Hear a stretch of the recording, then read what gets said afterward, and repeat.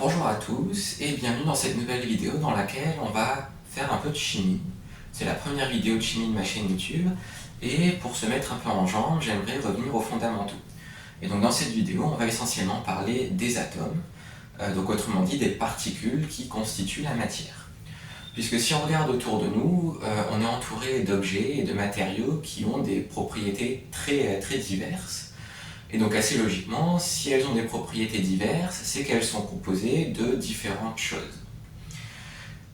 Et si on s'intéresse justement à différentes échelles, nous à notre échelle, ce qu'on appelle l'échelle macroscopique, on voit des objets, on voit des êtres vivants par exemple nous, mais si on passait à une échelle plus petite, déjà on commencerait à voir des organes et des tissus par exemple. Ça reste une échelle macroscopique, mais plus petite que l'échelle de l'organisme. Et si on zoomait encore, on verrait des cellules. Si on zoomait encore, on verrait des protéines. Et puis ensuite, alors les protéines, ce sont de grosses molécules. On verrait des molécules plus petites si on continuait à zoomer. Et puis si on zoomait encore un peu, on verrait ce qu'on appelle les atomes. Et dont vous avez certainement déjà entendu parler. Et donc, en fait, les atomes, ce sont des petites particules qui ne sont pas visibles à l'œil nu et qui constituent la matière. La découverte des atomes, ça remonte à plusieurs siècles, mais l'idée de l'existence des atomes, ça remonte à beaucoup plus loin, puisque déjà en Antiquité, il y avait plusieurs penseurs qui avaient justement suggéré l'idée que la matière serait composée de particules indivisibles. Et ces particules indivisibles, c'est ce qu'on a appelé par la suite les atomes. Et ça vient du grec atomos, qui signifie insécable. Donc dans le nom même des atomes, on retrouve cette idée que ce sont des particules indivisibles. Alors en réalité, les atomes portent assez mal leur nom, puisqu'on a découvert par la suite que les atomes étaient eux-mêmes constitués de particules encore plus petites, qu'on appelle les particules élémentaires. Et justement, ces particules élémentaires, elles sont au nombre de 3. Donc, on a les protons, les neutrons et les électrons. Et chacune de ces particules va avoir des propriétés différentes et bien particulières. Ces 3 particules qui constituent les atomes ne sont pas réparties uniformément dans l'espace, au sein de l'atome. Puisque les atomes sont constitués de 2 régions, il va y avoir ce qu'on appelle un noyau, qui est constitué donc de protons et de neutrons.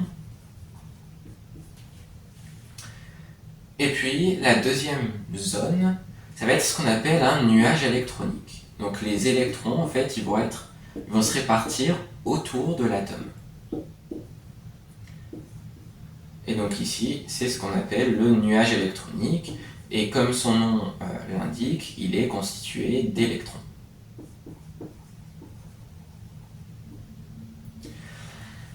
Donc le noyau et le nuage électronique.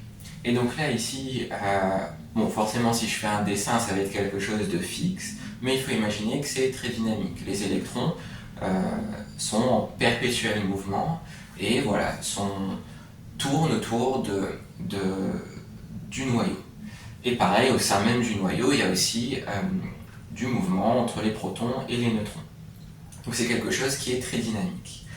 Et les protons et les neutrons, quelquefois, on les regroupe dans une même catégorie et on les appelle les nucléons, puisqu'ils font partie du noyau. Là, ici, en latin, je crois que noyau se dit nucleus, et en tout cas, en anglais, ça se dit toujours comme ça. Et donc, c'est pour ça qu'on appelle les protons et les neutrons, donc les constituants du noyau, les nucléons. Et donc ici, mon schéma n'est pas du tout à l'échelle. Parce que si on essaie de discuter des ordres de grandeur pour avoir une idée de la taille du noyau et de l'atome, on va avoir le rayon de l'atome qui va être de l'ordre de 1 fois 10 puissance moins 10 mètres. Donc 1 fois 10 puissance moins 10 mètres, ça a un autre nom, ça s'appelle un angstrom. Et ça se note comme ceci. Donc un A avec un petit rond au-dessus. Donc dire 1 fois 10 puissance moins 10 mètres ou 1 angstrom, c'est pareil. Et le rayon du noyau, ça va être de l'ordre de 1 fois 10 puissance moins 15 mètres. Donc le noyau, c'est 100 000 fois plus petit que l'atome dans sa globalité.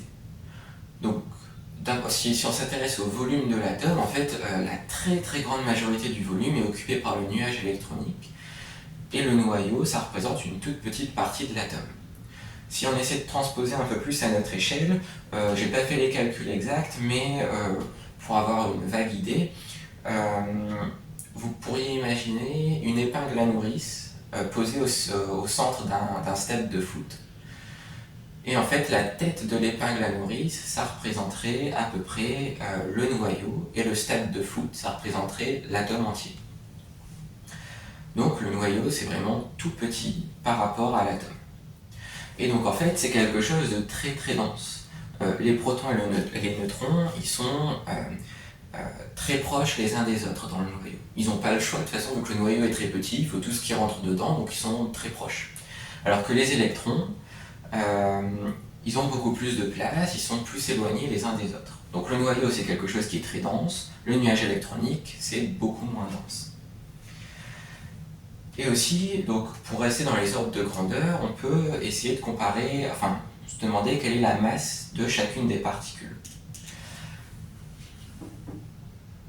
Donc la masse d'un électron, ça va être de l'ordre de 9,1 10 moins 31 kg. Et la masse du proton, en fait, va être la même que la masse d'un neutron. Et ça va être à peu près égal à 1,67 10 moins 27 kg. Donc là, pareil, si on essaie de faire un comparatif entre électrons et nucléons, donc soit proton, soit neutron, de toute façon c'est la même masse. Ici, donc, on pourrait arrondir à peu près, donc ça va faire 10 fois 10 puissance moins 31, donc 10 puissance moins 30 à peu près kilogrammes. Et là, on est à peu près à 10 puissance moins 27 kg. Donc un proton et un neutron, enfin un nucléon, c'est 1000 fois plus lourd qu'un électron. Donc en fait, si un jour on cherche à calculer la masse d'un atome, en connaissant le nombre de protons, le nombre de neutrons et le nombre d'électrons à l'intérieur de cet atome, en fait, on peut raisonnablement négliger la masse des électrons par rapport à la masse des neutrons et des protons. Donc par rapport à la masse du noyau. Donc autant pour le volume, c'est le nuage électronique qui représente la majorité du volume, mais en termes de masse, donc la masse de l'atome est concentrée dans le noyau. Donc voilà, c'est pour avoir un peu des ordres de grandeur en tête, et puis surtout des comparatifs entre le nuage électronique et puis le noyau. Et il y a une dernière propriété des particules élémentaires, donc protons, neutrons, électrons, dont il faut parler, ça va être leur charge, puisque ce sont des particules qui sont chargées. Et c'est justement ce qui va permettre de faire la distinction entre protons et neutrons, parce que pour l'instant ils sont très similaires, tous les deux sont dans le noyau, tous les deux ont la même masse, donc là on ne comprend pas trop pourquoi on a besoin de les différencier, et c'est par rapport à la charge. Puisque les protons vont être des particules chargées positivement, les électrons vont être des particules chargées négativement, et les neutrons, comme leur nom l'indique, ne vont pas avoir de charge. Ils sont neutres électriquement. Donc voilà, donc c'est à peu près les propriétés des différentes particules élémentaires. Et bon, peut-être que vous vous posez une question à ce stade, c'est que vous avez peut-être déjà entendu dire que des particules de même charge électrique se repoussent. C'est comme pour les aimants. Un aimant, ça a un pôle nord et un pôle sud. Si vous mettez deux pôles sud l'un en face de l'autre, ils vont se repousser. Si vous mettez deux pôles nord l'un en face de l'autre, ils vont se repousser. Si vous mettez un pôle nord en face d'un pôle sud, ils vont s'attirer. C'est pareil pour les charges. Deux charges positives se repoussent, deux charges négatives se repoussent, et une charge positive avec une charge négative ont tendance à s'attirer l'une vers l'autre. Et je vous ai dit que le noyau c'est tout petit, donc les nucléons, que ce soit protons ou neutrons, sont très proches les uns des autres. Donc pour les neutrons, ça pose pas de problème parce qu'ils n'ont pas de charge, mais avec ce que je viens de dire, ici les protons, ils auraient tendance à se repousser. Mais en fait, il va y avoir des interactions au sein du noyau qu'on appelle des interactions fortes qui vont permettre au noyau de rester très condensé. Et les électrons, quant à eux, dans le nuage électronique, vont avoir tendance à se repousser les uns les autres. Donc maintenant, je disais en début de vidéo que la matière est constituée de différentes choses. Enfin, en tout cas, c'est très vraisemblable, puisque elles ont les différents objets qui nous entourent ont différentes propriétés. Et donc ça, c'est parce qu'il existe en fait différents atomes, qui ont chacun leur nom, chacun leur composition bien précise, et puis chacun leur propriété. Pour identifier un atome, on va avoir besoin de plusieurs choses. Donc déjà, on va leur donner des noms aux atomes, et il va aussi falloir, connaître donc, sa composition, donc combien est-ce qu'il possède d'électrons, de protons et de neutrons. Donc pour donner toutes ces informations, on utilise cette notation. Donc un grand X, ça sera le nom de l'atome, Z et A.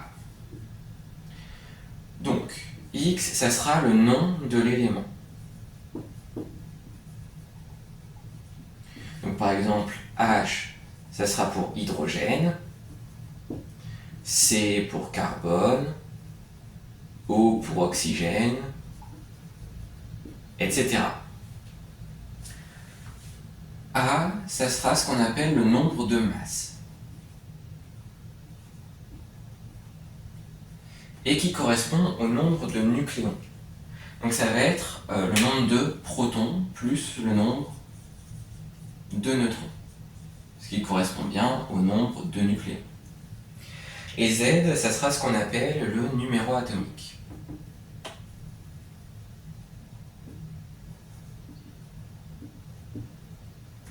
Et ça correspondra au nombre de protons, qui est également égal au nombre d'électrons.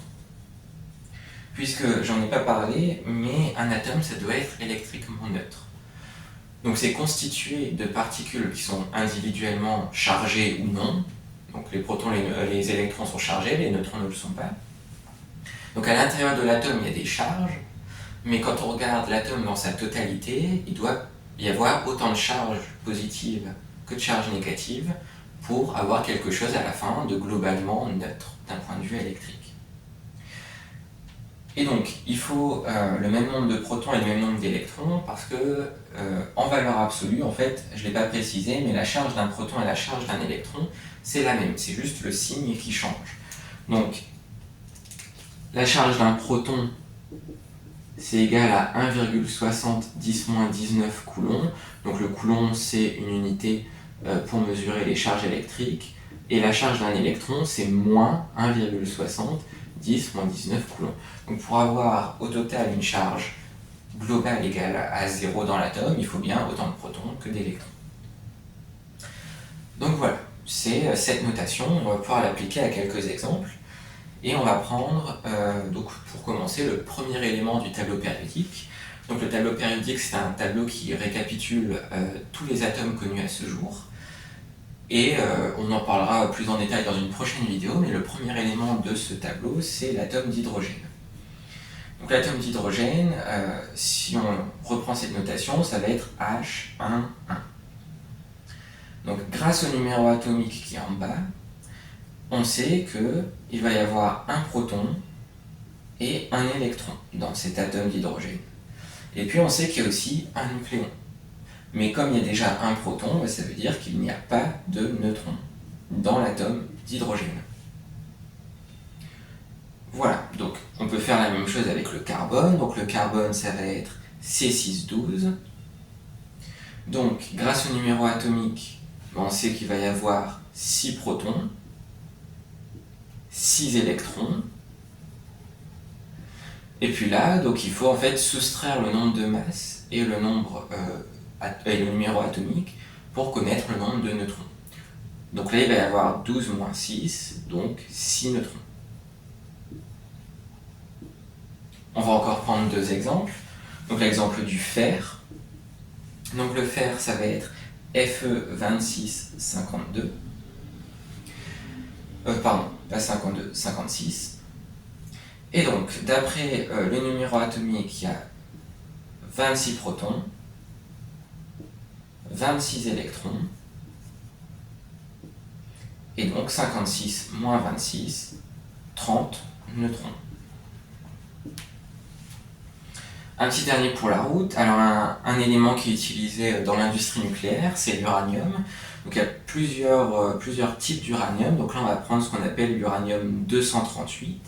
Donc il s'appelle comme ça parce qu'il a 238 nucléons. Et donc d'après le numéro atomique, il y a 92 protons, 92 électrons,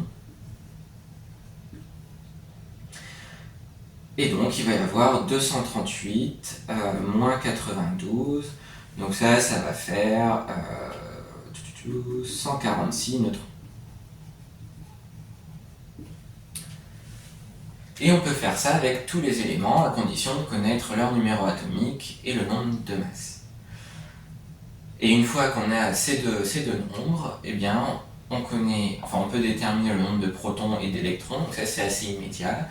Il suffit de lire le numéro atomique et on peut aussi assez rapidement trouver le nombre de neutrons, il faut juste faire une petite soustraction.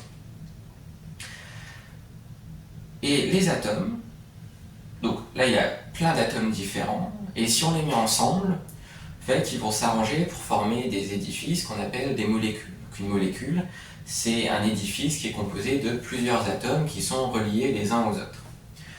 Mais ils ne vont pas se relier de la même manière les uns aux autres. Par exemple, l'atome d'hydrogène, il va pouvoir faire seulement une liaison avec un autre atome, alors que l'atome de carbone, il va généralement en faire 4. Et ces différences, en fait, elles sont liées à la composition même des atomes, et plus particulièrement à leur nombre d'électrons. Parce qu'en fait, quand on va mettre les atomes ensemble, enfin, quand je dis on, mais c'est pour imaginer les choses, ils sont mis ensemble d'une manière ou d'une autre, et ils vont pouvoir éventuellement s'arranger entre eux pour former des édifices, en se liant les uns aux autres. Et pourquoi ils forment ces édifices? Eh bien, c'est parce que généralement, ces édifices sont plus stables que si on prenait tous les atomes séparément. Donc, la formation de liaison entre des atomes, elle peut rendre l'édifice et le système global, donc le système qui contient tous les atomes qu'on aurait mis ensemble, eh bien le fait de créer des liaisons, ça va permettre de rendre le système plus stable. Et en fait, c'est une propriété de n'importe quel système, que ce soit des systèmes chimiques ou physiques. En fait, tous les systèmes vont essayer de tendre vers un équilibre qui correspond en fait à une énergie relativement basse. En fait, à chaque système est associée une énergie qu'on calcule différemment en fonction du système. Et dans la nature, tous les systèmes vont essayer d'atteindre un minimum d'énergie pour être en quelque sorte au repos et pouvoir rester comme ça très longtemps. Mais ça, on en parlera plus en détail dans les prochaines vidéos. Pour celle-ci, je pense qu'on va s'arrêter là. Donc j'espère qu'elle vous aura aidé d'une manière ou d'une autre. Si c'est le cas, vous pouvez mettre un j'aime à la vidéo, vous pouvez aussi vous abonner à la chaîne, et puis vous pouvez mettre en commentaire ce que vous aimeriez voir sortir comme vidéo, donc les thématiques ou les chapitres. Et puis je vous dis à bientôt pour une prochaine vidéo.